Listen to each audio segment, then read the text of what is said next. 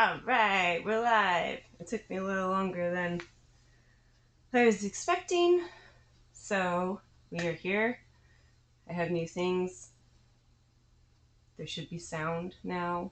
Um, Even though my expressions are great and it would be fun to maybe watch me without sound, that sounds kind of... It's a glass half full, right? So anyways, I made a logo. That's cool.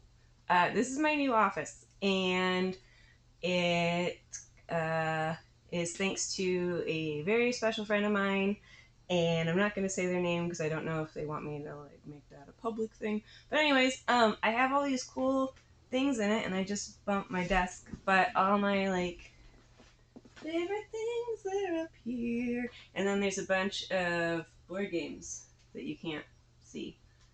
But if I go like this, they're all up there. Super cool. Okay, now I've ruined my camera. So, anyways, today we're gonna talk about the DSM, and what the DSM is: a diagnostic criteria for doctors, psychologists, the medical community to help individuals with mental health disorders be diagnosed and accurately, or most accurately, treated and figure out more about themselves and their traits and symptoms and all that fun stuff. So we're going to do the DSM for autism. And I've got some cool charts to show you, which I shared earlier in the week when I did my video without sound. And I've got some cool things to show you too. I'm also going to do another video later today if it finishes its stuff to be ready to go on the internets. And yeah, so anyways, first cool thing that I wanted to show you guys, watch this, I learned some stuff. So you see this circle? That's my dog. That's Potato. And in every single episode, there's going to be a potato camera, and it's going to be amazing. Right now it's not set up, so enjoy a stagnant image of Potato. He's kind of sad in this picture. I just took it. He wants to be outside because it's nice out. But we're going to hang out here for an hour or so, and then we're going to probably go throw a ball and chase squirrels and the fun things that he does. So, moving on. I also did this too. So, anytime I'm going to do a talk or, teach you guys stuff, I'm going to be over here. And then over here, you're going to have, all these cool thingies and information, and you're still going to see Potato. And he's going to be live, but not today. So just pretend that he's moving around, and he's just going to hang out. This picture's just going to kick it with us while we go through stuff. Anyways, DSM-5, the Autistic Diagnostic Criteria. There's a couple different sections. They go A through E. The main ones are A and B, and we're going to talk about them. And everybody who is autistic is different and special in their own special way, just like everybody else. And that sounded kind of condescending. That was not intentional. But anyways, the saying that I kind of used before in the past, and whenever I talk to people who are not as familiar with autism, is that when you meet one autistic person, you met one autistic person. So keep that in mind. Yes, it's a spectrum. It's a lot more complicated than even this rainbow spectrum that they do recently, where you have level 1, 2, and 3. It's complicated. So ignorance is bliss until it's not. So why don't we unignorance you and the people who are watching if they don't know a lot about autism? So moving on, I put 3 of the A's and 3 of the B's because it's easier to remember, like AAA insurance. I love idioms and things that help me remember stuff. So anyways, we're going to talk about section A, which are differences in social emotional reciprocity, I said that right, nonverbal communication, And interpersonal relationships, that's like the talking back and forth. Um, that's what makes autistic people a little awkward when they talk to neurotypicals, which is interesting because they don't have the same type of deficits when they talk with other autistic or neurodivergent people, but that's a different topic that maybe we'll cover at a different time. Section B, like the Better Business Bureau, talks about kind of like the physical attributes of someone with autism, right? So you have restricted, repetitive patterns of behavior and interests and activities. Sometimes this manifests in like OCD-like tendencies. When I was diagnosed, the individual that diagnosed me also put me in a category for like a subtype of some OCD, which makes sense because there's some things that I do that like really needed it. And then the last section is C, D, E, which are that symptoms are present in early development. Sometimes parents don't catch it. Maybe it's a teacher, a doctor, or if a kid's really smart, sometimes they like figure out how to like not present with those things because they quickly learn that society's not super stoked about some of the stuff that they do. So they do this thing called masking. Um, Hi. And then they don't get diagnosed until they're old. Like 30. When did I get diagnosed? 37? It was 37 or 38. So 37. It's been 3 years. And yeah. And then D is significant impairments in social and occupational settings. That's where like A and B manifest, and it makes it difficult for an autistic person to kind of just function in everyday life because the rules and stuff just don't quite make sense to us. It's kind of like moving to a country where, you know, English is not the main language and English was your first language, and now you have to like understand all the like nuances of the language and the culture and all this stuff when you're autistic. Like it never really clicks, so you just kind of like go along to get along, or you just memorize like what's normal behavior and try to like emulate that, which is also masking. Anyways, and then E. The disturbances are not better explained by intellectual disability or global development delay.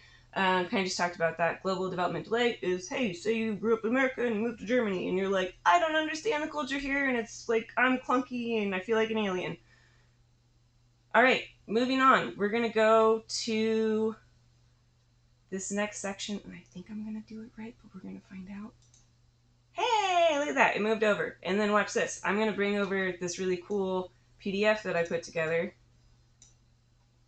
Just stand by one. I'm on it. Like I got 3 screens that I'm working with, and it's not the fanciest yet, but it's getting there. It's gonna look real cool, and I'm gonna not have to like sit around and like try and figure out how to view things. That works. Okay, we're just gonna leave it.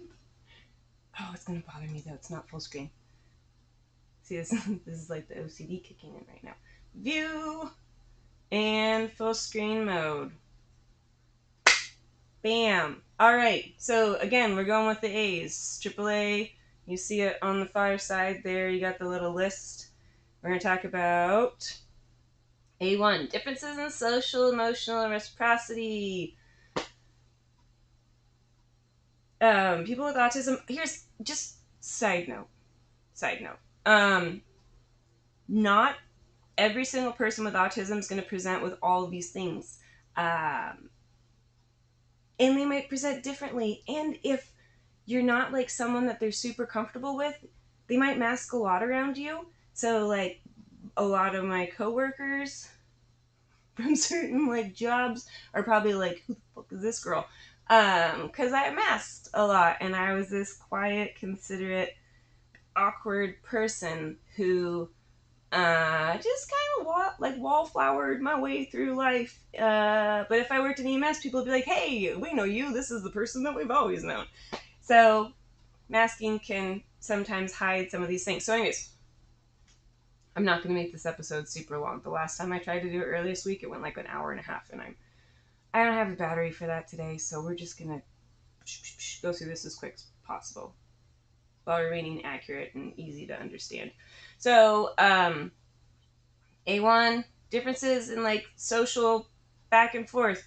Tendency towards a flat affect or a monotone voice. I watched a lot of Disney movies growing up, and so I'm an incredibly animated person.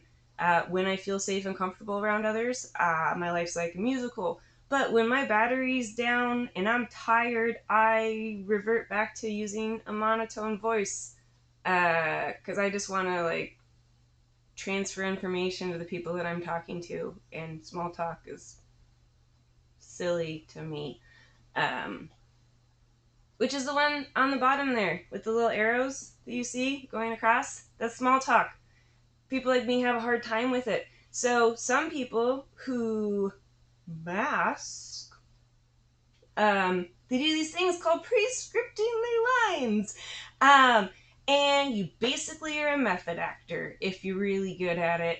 But even if you're really good at it and everyone's like, but you're so normal, it's confusing. It's exhausting. I don't know if you've ever been in a play before, but when you're done with that play, all you want to do is go take a nap and, drink a bunch of water or, I don't, it's exhausting. So, yeah, can some of us do small talk? Of course we can. Um, is it somewhat kind of detrimental to our like mental health as autistic people? Yeah, it kind of is. Unless you're talking about your special interests, and then your battery just it's great. Um, so with small talk, initiating conversations, especially if they're outside of your special interest or stuff that you know about. For me, if I'm in a group of people that are predictable, right? That are people that I understand and they all kind of have like a certain like group personality. Sorry, a lot of neurotypicals are like they have kind of like a set personality that they kind of like solidify into. Um, and they're really, those people are super predictable and it's really not that hard to have small talk with them or initiate conversation. But when this becomes detrimental for me is if I'm going into an environment where like I have no idea and have no information about anybody in that room. Because I'm like, oh, great. So like all of my pre-scripted stuff, like I don't know which one of these people are going to like relate to or respond well to. So for me, that's when initiating conversations like super, super, super hard. Because I don't know how people are going to respond to me, and I have like all these different masks to like that are appropriate for different situations. And if I don't know what the appropriate mask is, I'm just a hot mess, and I just hang out in the corner and like try to like not make eye contact with people and look busy. Um, One of the ways that people mask and cope with that is they, like, if you're at a party, you will find a task to do so you don't have to interact with people, but then it still appears as if you're acting natural, like helping set up tables for a party or watching, like, the kids at, like, a birthday party or whatever. That's another way to mask so you can avoid the difficulty of initiating conversations. And that goes into difficulties with back and forth conversation. Again, small talk. Um, if I'm really excited about something, I'll just start talking about my special interests and all of like the scripting that I have and the cues that I try to memorize, like to watch when someone's like bored of what I'm talking about. It goes out the window, and then people are like, "Wow, like this is apparently like a really cool thing for this person," and it's awkward and it's weird. So, yeah, autistic people have a hard time communicating because they just communicate differently and it's difficult for you to do. So, we're gonna move on because I have a lot of like screens in this fabulous presentation. We're gonna call it presentation. If you get bored of me, you can always look at Potato, who's not moving. Stagnant image. Next time, he'll be live sleeping on that chair, probably. So, A2, difficulties in nonverbal communication behaviors used in social interaction. Understanding people's body language, if like words aren't being used, it's difficult. I have a hard time understanding people's tone of voice, especially if it's someone that I don't know. Uh, like you can use masking um, to try to memorize different things. Like in this example, this person's like crossing their arms and crossing their legs. One of my special interests when I was younger was psychology, and part of it was because then I could like learn all these things and put them in my brain and then remember it for when I interacted with people.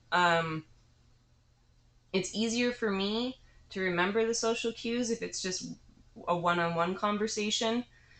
When you get into larger groups, it's a lot of information that I'm processing to try to remember and like make note of, like, oh, this person's crossing their arms, maybe they're uncomfortable with this conversation. But if there's like a bunch of stuff going on, it's really hard for me to track all of the different like signs or nonverbal cues. Again, some people struggle with this even more than me. Again, there's level 1 through 3. It's a really rudimentary way to explain autism. Level 1 is like low to no support needs. 2 is kind of right in the middle, and 3 are individuals who need a lot of support. Um, so that's kind of like Rain Man, kind of. That's a really bad example. They just need more help. Like functioning in society is really, really, really hard for them. It's hard for all of us, but yeah, again, it's complicated. Anyways, moving on. Tendency to minimally communicate through facial expressions and body gestures, and a dislike of eye contact. Oh, eye contact, it feels like someone's like staring into my soul and they can like read my thoughts. I don't know why I think that way, but that's how I think. So anytime I make eye contact, like everything that I'm thinking in my brain in this conversation, gone. Out the window. It's like a blank page. This was really hard for me in high school when you get called on, oh god, for like a question, and everybody's looking at you, and like you just like, and you know, anything you're thinking is just gone like a fart in the wind. And yeah, moving on. Verbal and nonverbal presentation is fragmented, so sometimes like when I'm concentrating a lot, or even if I'm having like a really happy day but I'm like thinking really, really hard, I'll look like I'm pissed off and I'm gonna like destroy people. Greta, I think it's Thunberg. She does that a lot. I've had a lot of people say, you know, like, oh, she's always so mean looking. Nah, she's probably just concentrating. She's probably happy, but that's just like, uh, sometimes our outward cues or like physical attributes, things that we're doing with our body or faces, don't match how we're feeling. So, instead of like telling me to smile all the time, like a lot of old men used to do when I was younger. I don't know why people thought that they had the right to like tell me what to do with my body, which is weird. But maybe I am happy, and that's just like my resting face. That also goes into difficulty moderating tone or volume of voice. For me, I'm pretty good at like moderating that, unless I'm really excited about something, like super, super, super excited, like I'm going to talk about a special interest, or maybe I've had a cocktail. So, anyways, inhibitions go down, talking really, really loud, really, really softly, and it gets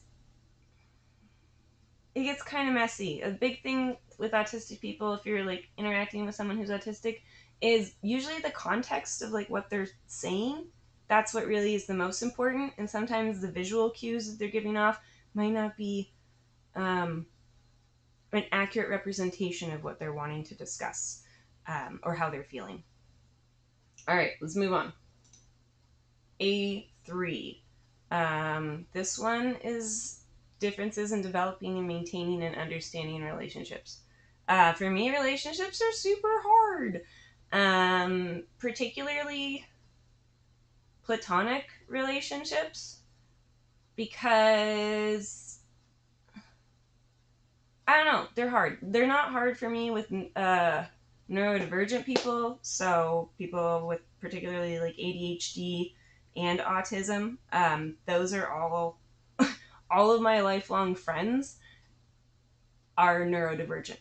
And that, you know, I didn't like go pick them out and be like, oh, hey, you have ADHD, let's be friends. It just kind of like naturally, like, it's a thing. Um, People who are what's called autistic is kind of a newer term. Basically, it means people who don't have autism.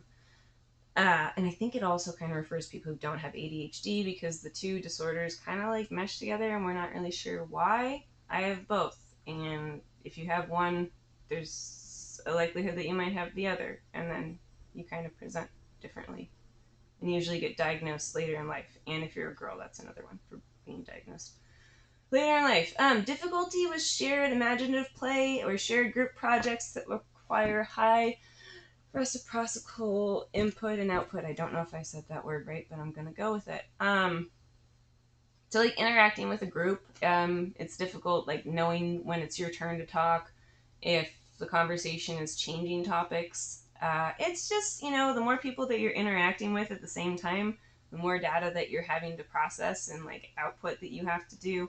And it's hard. So that's why some autistic people like me don't really like being in crowded situations or, group projects are kind of terrifying, especially if you don't know the people in the group.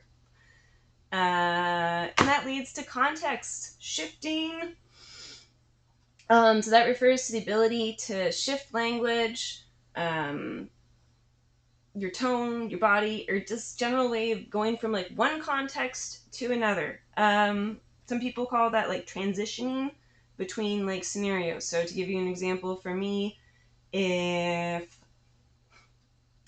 I'm at home and I need to go to the grocery store, there's a lot of like steps involved for me emotionally because the scenarios are changing.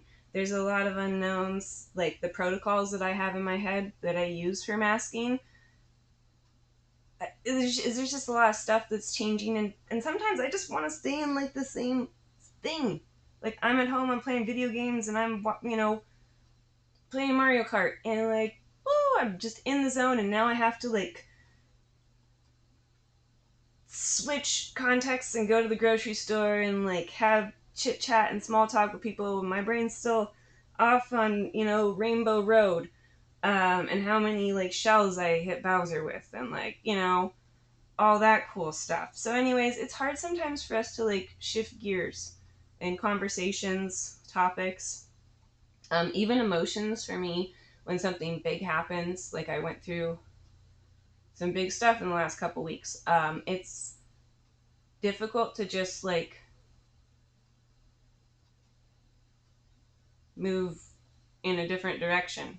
Um, yeah, so that's kind of the main three of A, which are kind of more about just communicating with the outside world. So we move on to B. So B's a lot of more like outward presentation. It's not necessarily interacting with others, but these are usually the things that people like talk about, like with Rain Man. Sheldon's kind of more from the Big Bang Theory is kind of an example of like difficulties with the section A. Um,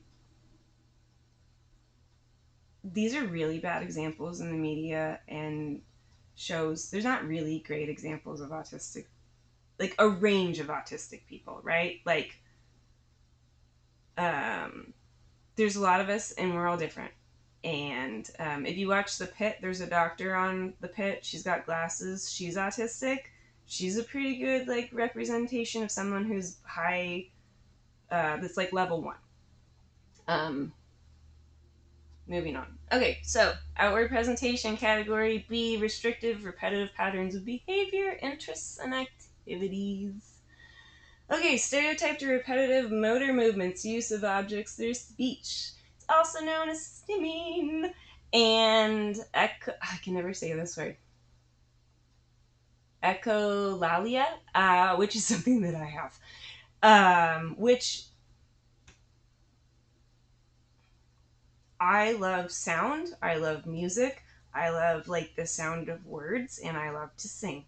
So if you know me well behind the scenes and I'm comfortable with you, you know that I have a song in my head all the time. And if I'm excited about something, I will like sing a sentence. Um, that's a huge stim for me. moving my hands a lot is a big stim. Some people, like the classic is like shaking your hands or like spinning. For me, growing up, like spinning rides were the best at the fair. Like the teacup, it's not teapot. It's a teacup ride. Like, dude, I could do that for hours. Like, maybe eventually I'd throw up, but like, oh, it feels so. Oh, I don't know why. Like, that's just, it is what it is. Like, like this is who I am. I can't change me. I like to stim, and it helps me like regulate myself to feel like calm. It's almost like the best way for me to describe it is I take in so much information all the time that you have like all this like data coming into your brain, and you have to like ease it out somehow because there's just too much, right? So stimming is like a way to like release some of that information. If that makes no sense whatsoever. It does to me. Maybe other people can relate. That's how I like explain it. So like it says, these activities function to self-soothe. Yeah, sometimes they're like really meant to self-soothe. Other times it just feels like that's a natural thing to do. Like rocking back and forth. That's something that happens to me. And if I'm like in an active meltdown, which is a very, very personal and like pretty humiliating experience, honestly, and it's not happened a ton in my life, but that's usually when I do like the rocking and like the full action, like handshakes. And that's when I am attempting to self soothe. All right, B2, which I think is also a type of vitamin. That's my ADHD. Instances in sameness, inflexibility or inflexible adherence to routines or ritualized patterns of verbal or nonverbal behavior. This is like the OCD part. So finding security in routine. Unexpected changes can be really, really, really, really, really difficult for autistic people. Like, for example, if I go to Disneyland, I prepare everything in advance. Like, I download the map. There's an interactive map. Like, if anyone has any questions about Disneyland, just let me know because I know. So I'll get my map. I'll set my schedule. I'll have like my fast pass figured out. Like, do. Like, this is about efficiency, predictability. I know where we're going all day. I know what foods we're going to eat. Like, we are good to go. But if a ride breaks down and I don't have a lot of my battery left, that sucks. And, I've had meltdowns over that. It's like your brain just kind of like gives up and done. Your battery drains. You're done for the day. It's terrible. It manifests in kids a lot of times with like throwing a fit or a tantrum or like throwing a toy or like breaking something that, maybe means a lot to you, and you just are really upset and you have a meltdown and you break it out of all the feelings have to like go out somehow. Like, like when you let off steam, but it's like a physical manifestation of letting off steam. Super embarrassing. So anyways, routines create security, predictability. That's nice. Part of like my burnout, why it manifested, I don't know if that's the right word, but like why I went into burnout was that I was living in an environment where routines were not, it was difficult to have a routine. Consistency was hard. There was a lot of unpredictability, and routine is how I regulate. It gives me extra life on my battery for the whole day. I keep talking about battery. Battery's kind of like when you go to sleep. You wake up, you're fresh, renewed, you're ready for the day, and then you have this like battery. And then as you interact with people throughout the day, your battery kind of starts to drain. And then like when it gets to here, like I can't mask anymore. I probably sometimes can't talk to people, like select mutism, which is kind of a weird thing because it makes no sense, but it's something that I do. So, sameness, rituals, way of greeting people. Like when I do emails, I use like, it's not salutation, but like the ending of the email, and I write kind regards. And that's my go-to. That's the thing I do. It's predictable, and I'm like, it reduces the amount of like energy you have to use for your battery. So yeah, or rituals. Some people, I don't know, like you wear the same socks for like before you take a test. Um, any of those things. We're gonna come back to socks because I have a major issue with socks. So moving on, I think we might actually be going to the socks section um, shortly. Yeah. Okay. B3. Highly restrictive, fixated interests that are abnormal in intensity or focus. These are called special interests, and I have a lot of them because I also have ADHD, which is part of the reason why I was diagnosed later in life because I have so many special interests and I switch between them that my special interests don't exactly show up the same way as someone who's just diagnosed with autism. So for me, um, tendency to learn a lot about an area of high interest. And I'm going to show you when we get to the presents and early development stage um, an example that I have saved to showcase like my dedication to a particular special interest that has remained with me since the age of whatever year Pokemon came out. So you should watch to the end. It's great. So, anyways, restricted, fixated interests. Um, and you want to talk about it all the time.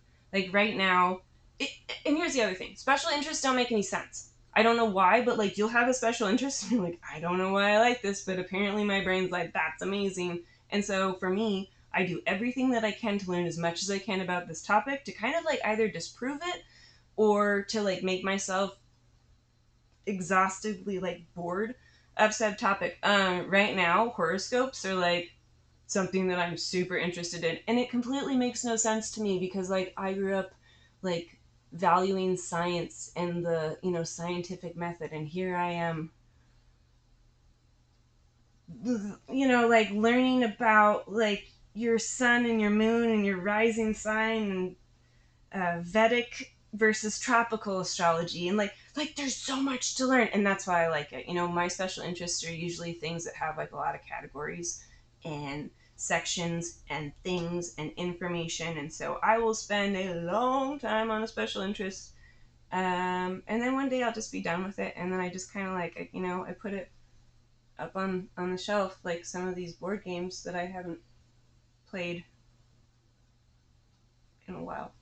Um, Again, with ADHD, you kind of flip through those special interests faster.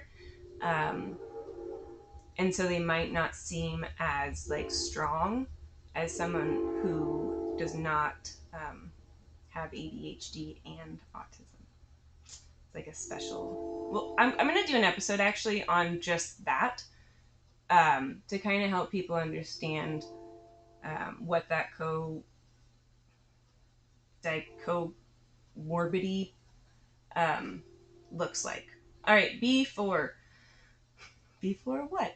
Hyper or hypo reactivity to sensory input or unusual interest in sensory aspects of the environment. Okay, these are the ones where like. So I grew up when I was a kid, and this is going to kind of jump towards C, which will be after this. But when I was a kid, I cried every time that I had my hair brushed because it was like the most painful experience in my life. I refuse to have my hair up in like a hair tie. Even now, that's why my hair's so long. I don't like getting haircuts because it feels like there's a lot of factors with that one. But going back to when I was younger, I refused like to have my hair tied up because it was so painful. So my mom ended up like cutting my hair like in these like bangs, but it looked like a sausage. Like it was like all the way down. So then my hair wouldn't get my face because that bothered me, but I refused to have my hair up. So anyway, I'm gonna find a picture of that at some point and I'll post it so you all can just see like the amazing like it was the 80s. I don't know, weird like aesthetic. time frame. But yeah, going, super sensitive to things. Oh, I talked about socks earlier. Socks are the devil. I hate socks. Anytime I wear socks, I can't, I can barely concentrate in a conversation. I can feel them the entire time. I have to wear them inside out. Um, that's why I wear chacos all summer, or flip flops, or slip on shoes, because that's the thing for me. That's that one, and the hair thing. Tags every single. No, I don't even know what brand my clothes are. Any of my clothes, unless it's labeled. Here, because all the tags are gone. They're gone. Um, I can tell if I have a hair somewhere in I have long hair, right? Your hair, I shed all the time. Um, if anybody wants a donation, I got some to spare. But anyways, if I shed hair, it gets caught in I don't know, under my clothes or whatever. I will know immediately. Just that's just how I am. If my battery's low, or I'm sick or stressed, that level of sensitivity, boop, right through the roof, and then I become grouchy and angry, and I had so many meltdowns when I was younger, especially in high school, because I was growing, and your body does weird things and stuff didn't fit right. And I would have meltdowns in the morning where I would pull all these things out of my closet and nothing would fit. But really what it was is that nothing felt right, and it just was so restrictive. And then there's days I wear clothes to school, or even to work, that were restrictive, and I'd be like, Lisa, you're gonna power through this. You can overcome this. You have a superior mind. You are capable of wearing these socks and not allowing them to affect you. Wrong. They affected me every single freaking day. Every time I wear some of these things, it's just sitting there in the back. There's this little voice that's it's itchy, isn't it? Yeah, you can feel that. Super annoying. Okay, on the opposite side of that, craving tactile experiences, touches, surfaces, smelling, objects, interest in visual patterns. When I was in kindergarten, I loved to put blocks and make patterns out of blocks. Certain blankets feel really cool. For me, it's mostly auditorial. I think that's a word. So sound and bass. That's why I always have the bass up in my car, because it feels really immersive, and that's my thing. But if my battery drains, loud noise all of a sudden feels like someone's hitting me with cymbals.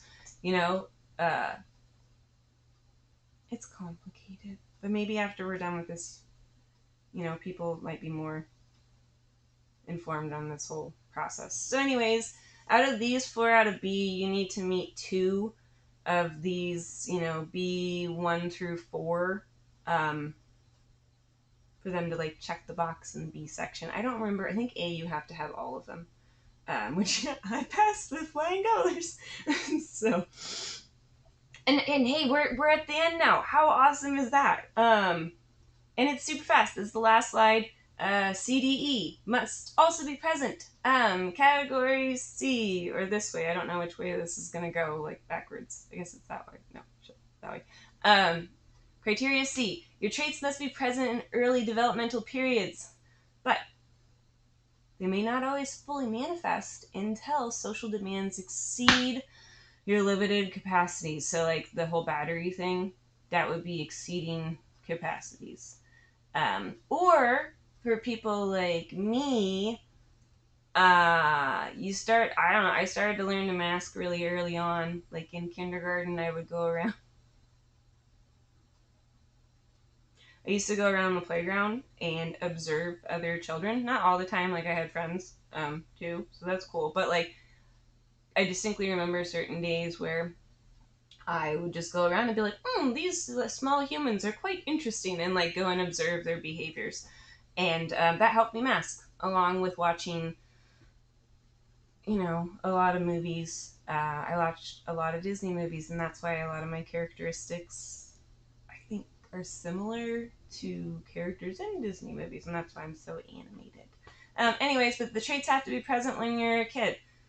And And I'm going to be honest with you. So autism is hereditary. I don't care what people say. It's not from Tylenol. Like, I'm sorry if that's what you think. So there's somebody in your, like, family tree that probably had it too. And if, like, your parents happen to have it, the traits that you have that are autistic to them are normal traits. So they might not even flag you for it. They were like, well, this is how I acted when I was a kid. Like, this is totally normal. What are you talking about? And so that's part of sometimes why people, like, don't get diagnosed until they're older. When they don't have as much energy to mask all the time, when the symptoms start to, like, show up more and more often, and they're struggling in society because they just don't have the oomph and energy that they had when they were 22, or whatever Taylor Swift is. It 22 that her song's about? I don't know. Category D. Traits cause clinically significant impairment in social, occupational, or other important areas of current functioning. This is, that's why I went out into, like, burnout for almost like a year or so. There's multiple factors. I'm just gonna be honest with that. There's a video that I'm gonna play later. Maybe that'll explain part of why I went into burnout. But the older you get, the harder it is to, like, compensate for these things. That's why there's kind of like this uptick in diagnoses. Like, I've always had autism, regardless of what certain people in my life want to say, and that aren't medical professionals, but okay. And it's hard to be in social situations for me. That's why I'm an introvert. I like my alone time, and I need to kind of, like, monitor and regulate how much interaction I have, because if I'm in, like, a highly interactive environment, it's really hard, and it's detrimental to my mental health. And a lot of autistic people, that eventually leads to burnout, which is, like, I don't know, it reminds me of, like, say you have a car and it has a cool bass system, right? But you have the bass up too loud and you blow your speakers, and then it just doesn't work right. And there's no amount of, like, turning the speakers off that's gonna, like, fix it. Like, your bass is busted and your car kind of sounds like crap when there's a bassy song. I guess that's burnout. And the only thing that can fix it is, like, downtime and time. Um, and it sucks. Everyone thinks you're lazy, and you regress, and you can't do, like, regular functioning, like showering or brushing your teeth, and, like, it's terrible. It's absolutely terrible. So, anyways, everyone's different. Some people, like, say if you're, like, level 3 or so, social situations, they've got, it's difficult, and it impairs your ability to function normally, or whatever normal is, healthily in society. All right, we're on the last one, E. And it kind of explains itself, and I already talked about it. These disturbances are not better explained by intellectual disability or global development delay. So, you know, I like to view autism as kind of like you have two different computer systems or operating systems, right? So, like, you have Mac or PC, right? So say the general population is PC, autistic people are Mac. Both of those types of computers can get viruses and not be as clunky, and some are faster than others, and, like, all this stuff happens. So, like, with an autism diagnosis, they have to rule out, like, especially if you're, like, a high support needs, you're nonverbal, to make sure that there isn't some other condition that is impeding or presenting in a similar outward fashion as autistic traits and symptoms. And then again, I already talked about global development delay. Say you move to a different country, and you got to just, like, relearn all the norms, and it's, you're just going to be clunky. That's just how it is. If you're autistic, life's always been clunky.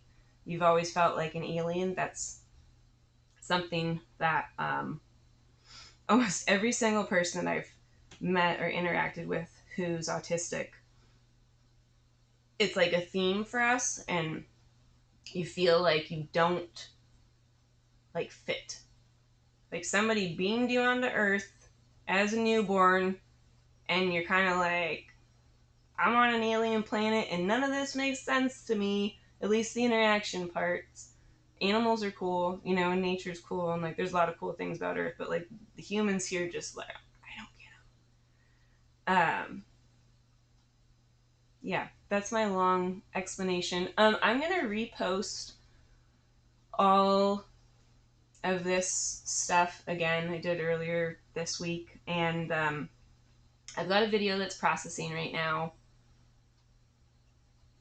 I came up with it when I woke up yesterday morning because I have like, I don't know, there's this thing that's going on in my life, and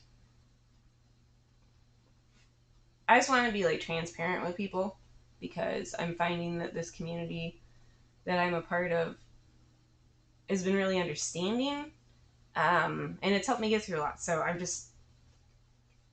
want to be open about myself, and I hope that me being open about myself can help people learn a little bit about them.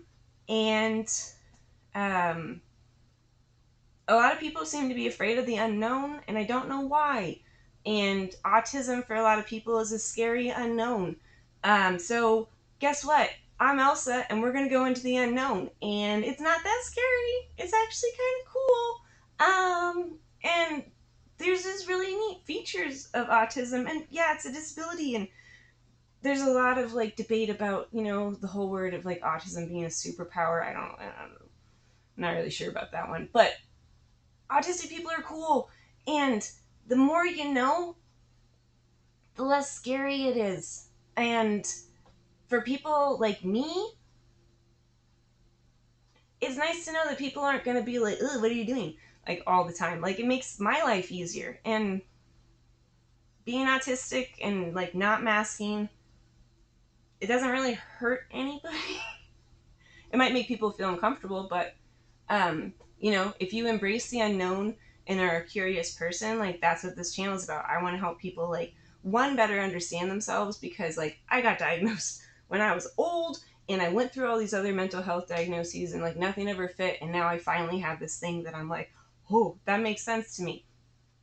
And I hope that it makes sense for other people, whether you're neurodivergent or you're allistic, or neurotypical. Anyways, it's Saturday and it's sunny out, and Potato, look at that guy. He wants to go for a walk, and that's where we're gonna go for a walk and enjoy the sunshine. I'm gonna post this other video hopefully today. If it doesn't process, we're gonna try it tomorrow. And yeah, thanks for watching. I hope you enjoy whatever this is and you find me amusing, and I'm gonna do the thing that like all these YouTubers do where I'm gonna ask you to like, subscribe, and follow. And eventually at some point, oh, you know what, actually I totally forgot. I'm gonna switch screens, and I'm just gonna write it out for you so you understand. So anyways, thanks for watching. I really appreciate it. And I'm gonna do another episode next week, and I'm gonna start doing like reels, even though those are kind of terrifying, but I think I'm figuring it out.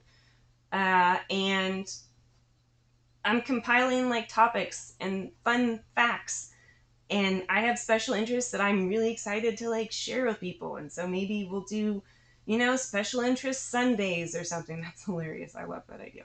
But yeah, keep following. It's gonna get less clunky. This is a better, I feel like the production value in this particular episode is a little better than the initial episode, and I'm going to get a better sound system because this one on this 10-year-old camera, it's kind of shit. So, all right, I'm going to stop talking. I'm going to go outside.